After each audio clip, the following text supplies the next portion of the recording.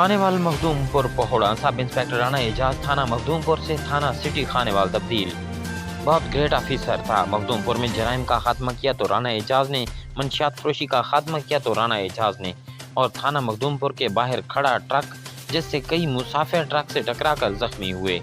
ये ट्रक थाने के लिए चैलेंज बन गया था। इस ट्रक को हटवाने में सारी मेहनत राणा एजाज सब इंस्पेक्टर की। ईमानदार पुलिस अफसर था। थाने मखदूमपुर पहोड़ा से जल्द तबादला कर दिया जाता है। Haji Mohammad Iqbal, bureau chief City Pak News Khanewal.